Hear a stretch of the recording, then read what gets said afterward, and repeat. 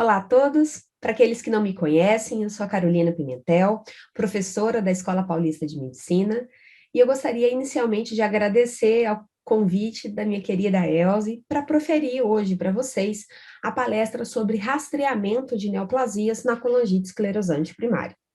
Nos próximos minutos, eu tentarei responder algumas perguntas, entre elas, se existe uma maior incidência de neoplasias nesses doentes, qual é o impacto da presença da neoplasia na história evolutiva dos mesmos, se é importante rastrear de rotina e qual é o impacto desse rastreamento, qual seria o melhor protocolo e se é possível confiar no CA199 como um método de rastreamento.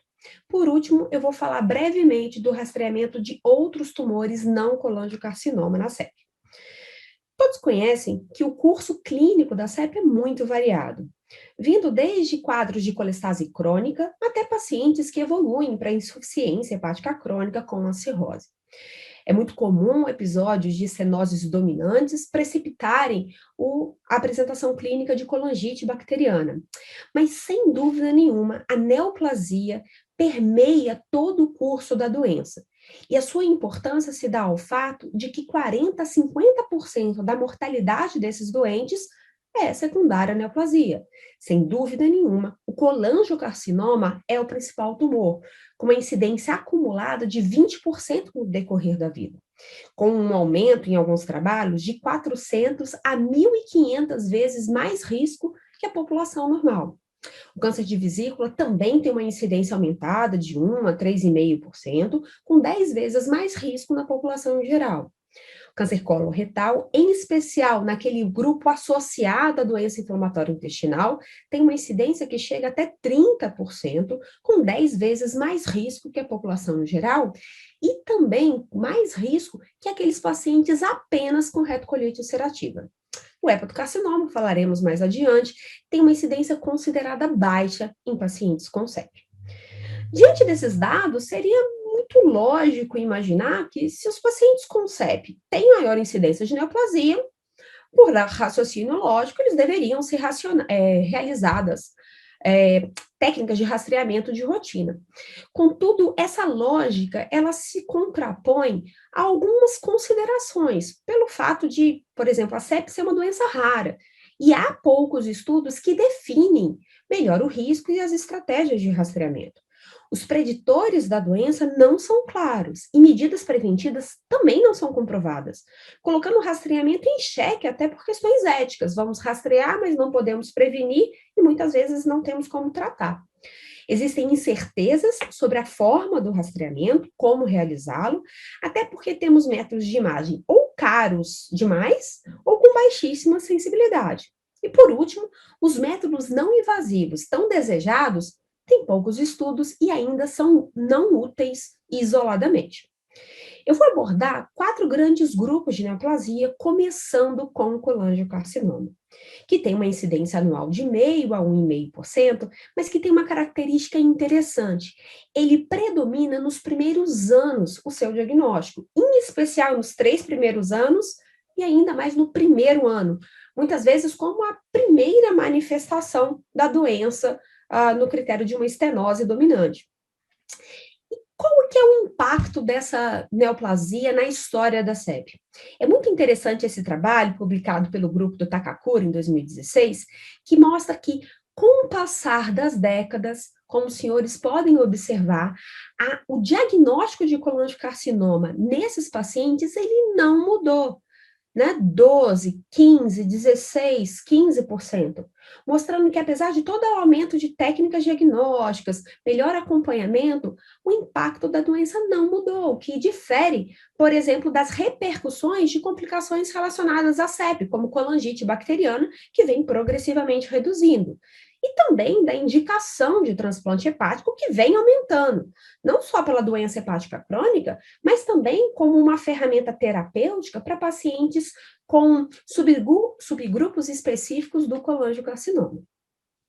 Esse trabalho, publicado na Gastroenterology em 2017, talvez seja uma das maiores coortes de pacientes com CEP. Ela acompanhou por 30 anos, em 37 centros da Europa, América do Norte, Austrália, mais de 7 mil pacientes, sendo que desses, mais de 700 desenvolveram neoplasia hepatobiliar e quase 600 colangiocarcinoma.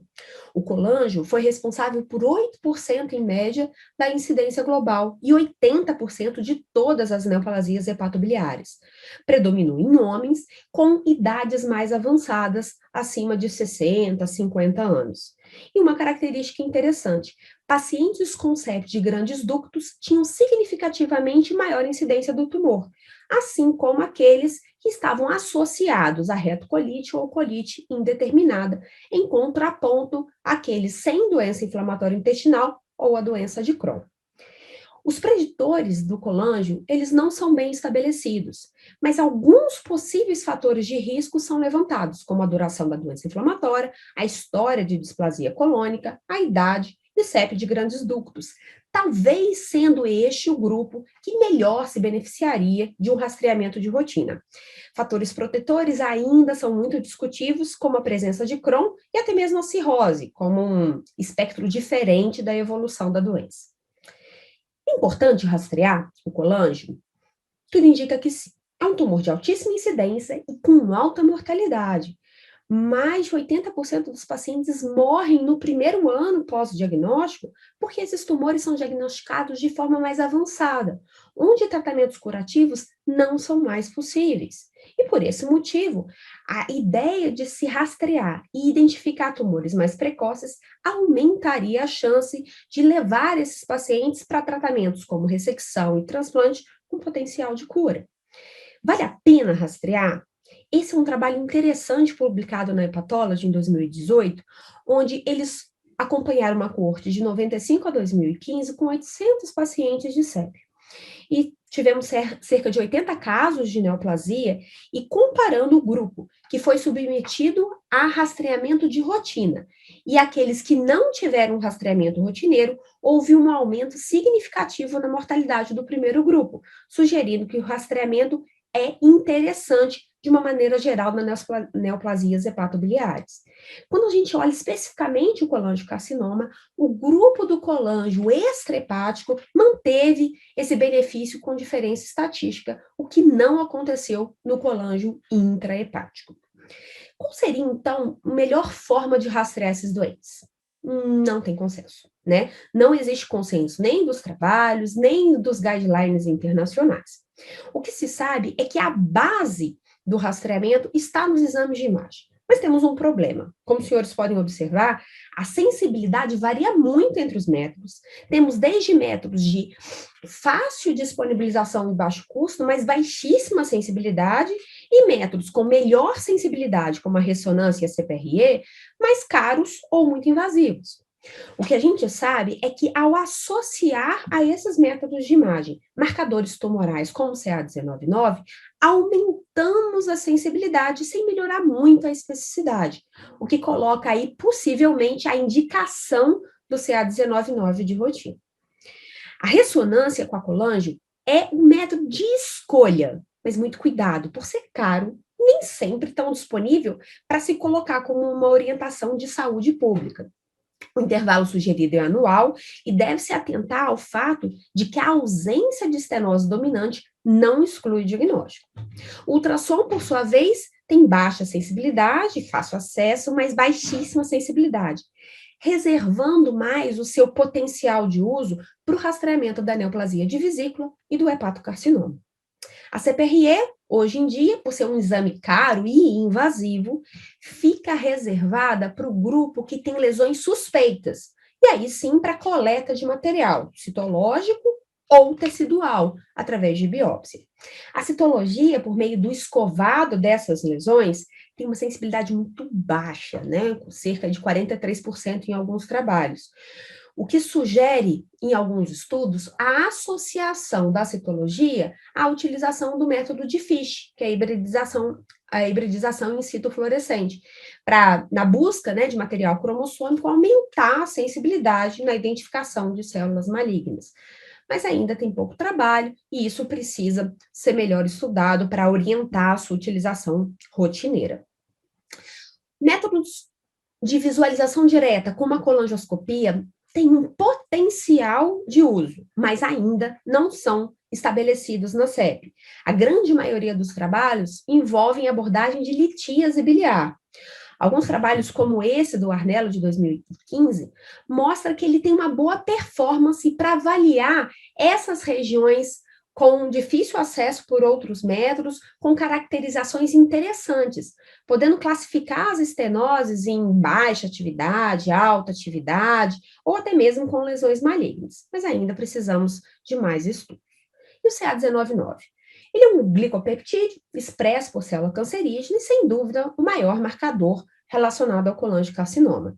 Ele aumenta a sensibilidade dos exames de imagem, como a gente viu, mas não deve ser utilizado de forma isolada. Então, é inadequado o seu uso como um exame de rotina a ser pedido para esses pacientes. Ele não é específico e a sensibilidade e especificidade varia muito de acordo com o ponto de corte.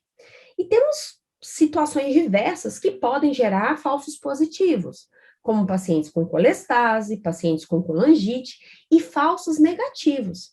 5 a 10% da população não expressa um antígeno sanguíneo do grupo de Lewis e pode não elevar de forma significativa o CA199, levando a um falso negativo. Além disso, estudos mais novos mostram, né, isso já tem um tempinho, mas ainda em estudo, a avaliação de variantes genotípicas dessa enzima, que é a fucosiltransferase 2 e 3, onde os mutantes dessa enzima perdem atividade e, por esse motivo, produzem menos CA199, e talvez seria um screening para um grupo que mereceria pontos de corte menores do CA199 para precipitar um exame invasivo, mas ainda precisamos de mais trabalhos.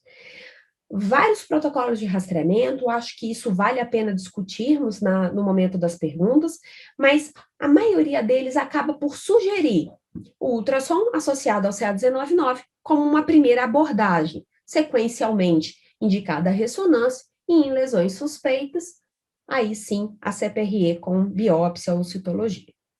E o câncer de vesícula? 2% de incidência acumulada na história evolutiva desses pacientes, e um detalhe, 10 a 17% dos pacientes com CEP podem desenvolver pólipos. E o que assusta, mais de 50% desses pólipos podem abrigar células neoplásicas. Então, é fundamental a vigilância de lesões. Como os estudos sugerem essa vigilância? Ultrassom anual. A American College of Gastroenterology sugere a utilização de pólipos como o seu tamanho como um marcador de conduta.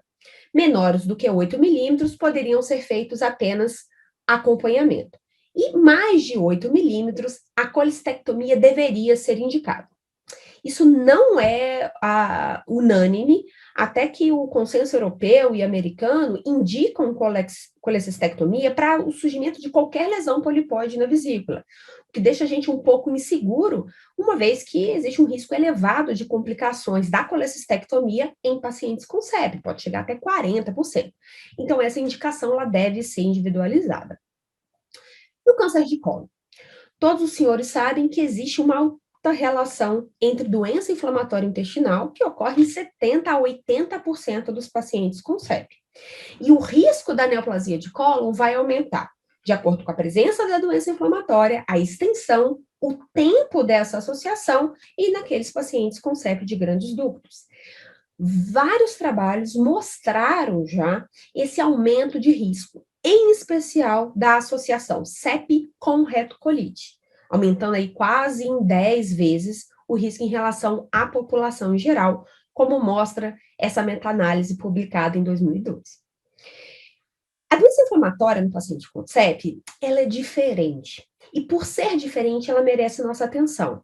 Ela geralmente é mais leve, muitas vezes assintomática, é mais à direita, pode poupar o reto, algo que a gente não vê na retocolite clássica, tem muita ileite de refluxo e a mucosa pode ser totalmente normal com colonoscopia. Por isso, o rastreamento ele deve ser rotineiro nesses pacientes, porque não dá para esperar lesões clássicas, muito menos sintomas desses doentes para precipitar uma avaliação por imagem. A colonoscopia deve ser completa, isto é, até o ilho, com biópsias seriadas e, idealmente, com cromoscopia. Como é que seria feito? Colono ao diagnóstico da CEP.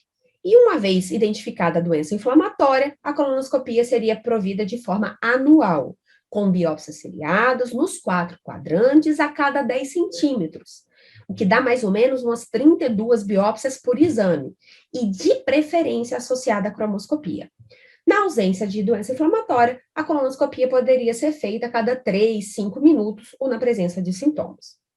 Uma vez achado displasia, ela visível deve ser totalmente ressecada, mas a mucosa ao redor daquela lesão deve ser biopsiada.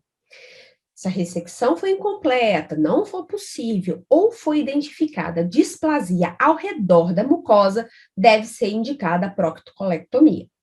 Nos pacientes com lesão invisível, isso é, displasia que foi identificada em quem fez biópsia seriada, ou displasia de baixo grau, a gente deve prover uma nova colonoscopia com cromoscopia, com biópsias direcionadas. Se confirmar uma displasia de alto grau, proctocolectomia. Se for de baixo grau, a indicação da proctocolectomia ainda é questionada, mas pode ser considerada. Com relação ao hepatocarcinoma, baixa incidência na CEP. Vários trabalhos mostram que, apesar do aumento progressivo do colangio com o tempo, da neoplasia de colo e do câncer de vesícula, nesse trabalho com 515 pacientes, não houve nenhum diagnóstico de hepatocarcinoma. Dessa forma, o seu rastreamento fica restrito para aqueles pacientes que desenvolvem cirrose e aí entram no rastreamento habitual desse grupo de doenças. Concluindo, as neoplasias são responsáveis por cerca de metade das causas de óbito na CEP e, por esse motivo, o rastreamento de rotina deve ser feito, com um aparente benefício na sobrevida, mas ainda são necessárias validações de protocolo. A associação de métodos de imagem com marcadores tumorais parece ser a melhor estratégia para o rastreamento do colangiocarcinoma, e a coleta de células ou tecido reservada para casos de lesões suspeitas. A colonoscopia deve ser realizada ao diagnóstico da CEP logo de saída e acompanhada de acordo com a presença de displasia ou doença inflamatória.